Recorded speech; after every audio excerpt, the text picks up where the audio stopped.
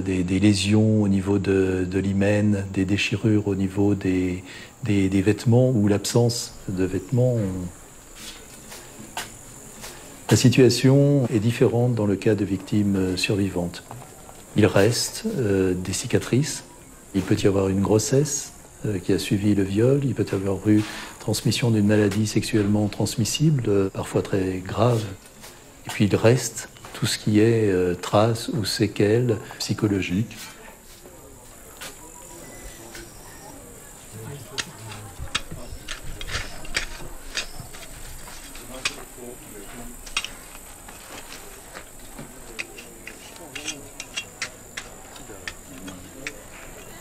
Ce que les magistrats attendent de nous, ce que le procureur attend de nous, ce que la justice attend de nous et ce que les victimes attendent de nous, c'est d'abord de leur apporter notre expertise, des renseignements techniques, des éléments de preuve qui vont corroborer leur déclaration et qui vont permettre pour les cadavres de pouvoir, comme on l'a dit, parler et témoigner une dernière fois.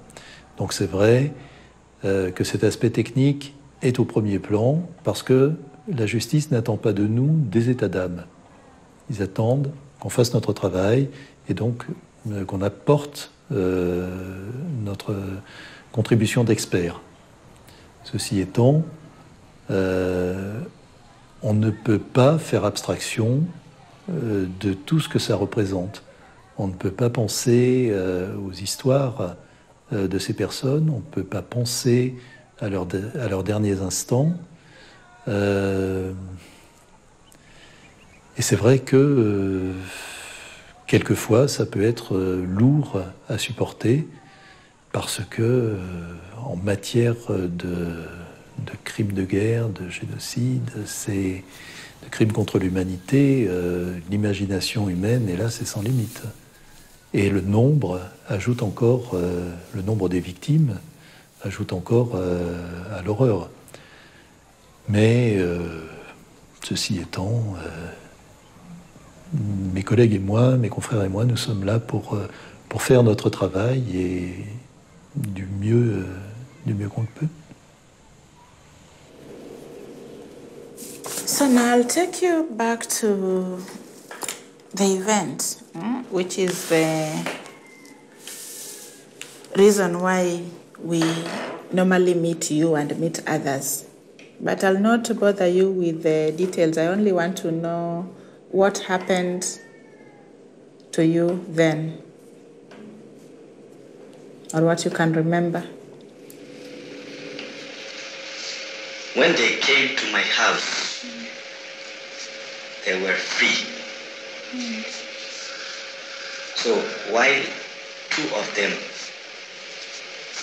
were standing on my husband with their gun to threaten him, one was sleeping with me.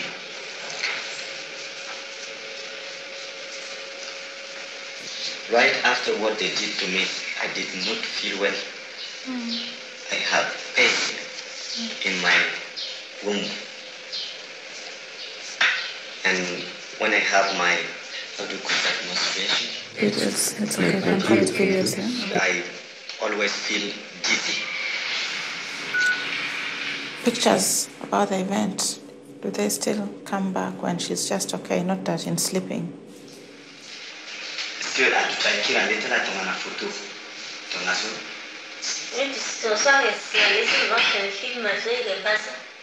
Yes. Sometimes when I'm sitting down, I can have the feeling back in my mind.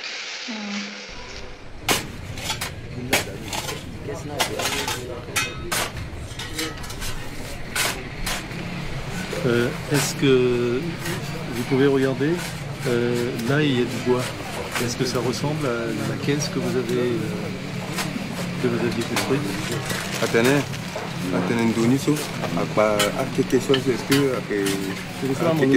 Non, mais actuellement, d'où quoi? Pour l'instant, la fosse n'est pas encore prête.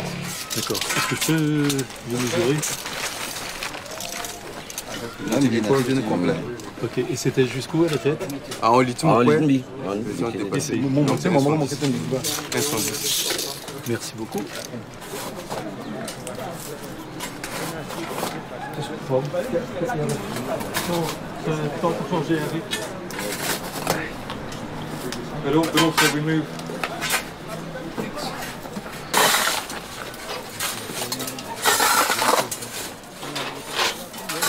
So be prudent. Try to put the feet on each side of the coffin.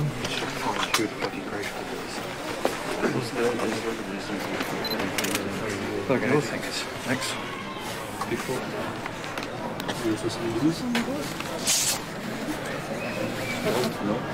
Il faut stopper maintenant. Ah, et puis enregistrer.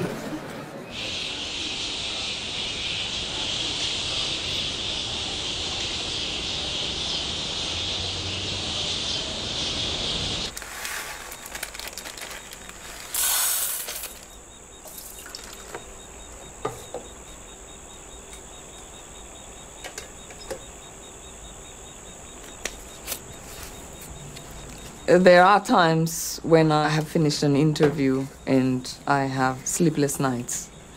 But I've also told you what my coping mechanisms have been. During missions, I laugh a lot. I try to find things to laugh. And one person I always go on mission with, even though she's not physically there, is my elder sister.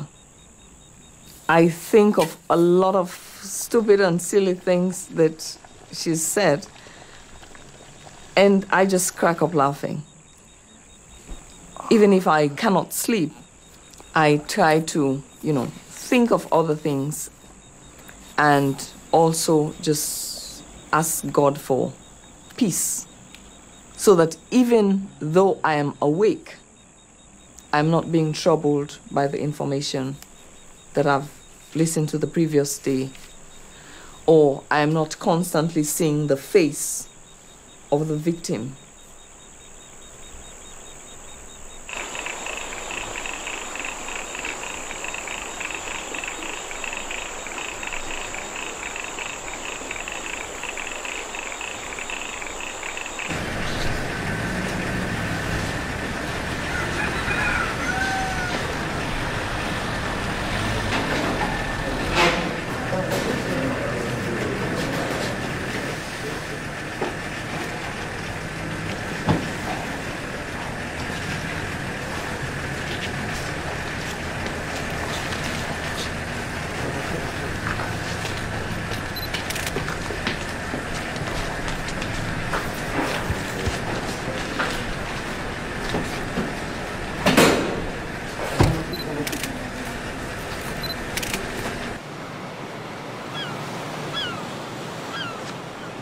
I remember that I was actually in front of your camera, jumping in your shot.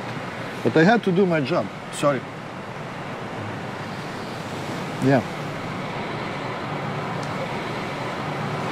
On this photo it was extremely important to see that there is nothing changed during the transport from the crime scene to the morgue. So there is a seal with a signature and with a biohazard label.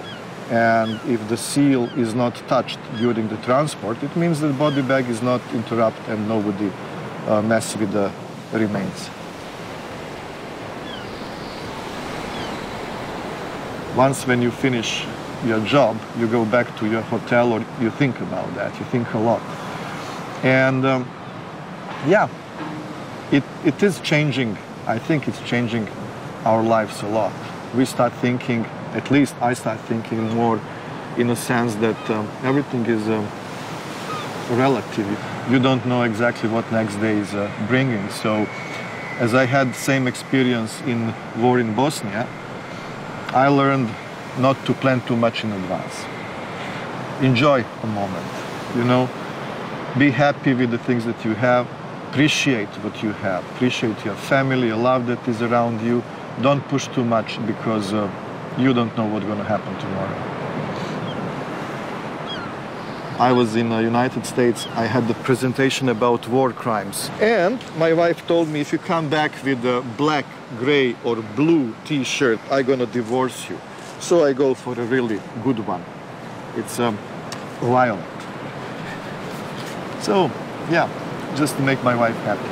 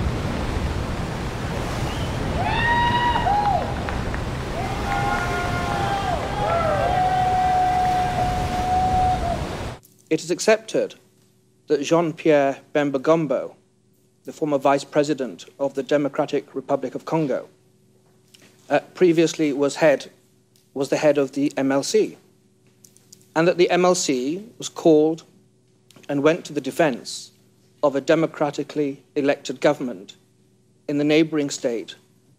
Now, Your Honours, this procedure is not unknown in international law. It's very common that sending states, the United Kingdom, the United States, all members of the United Nations, send troops to wear blue helmets. When that happens, those individuals, Your Honour, are under the command of the United Nations. And if an operation is illegal, if crimes are committed, the sending state does not have responsibility. This is a very novel proposition, in my respectful submission, and it is one devoid of merit. Ce témoin précise que lors de son unique rencontre avec les soldats en République centrafricaine, M. Bemba leur a parlé sur 2 points. Premier point, sur la discipline à respecter. Ce témoin précise que les MLC ne prenaient pas un risque en mettant à la disposition de la République centrafricaine des militaires qui étaient bien formés, qui avaient connaissance des règles en matière de respect du droit international humanitaire.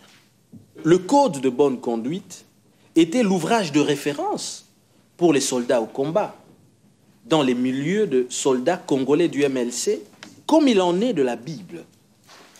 Admettons un seul instant, admettons-le.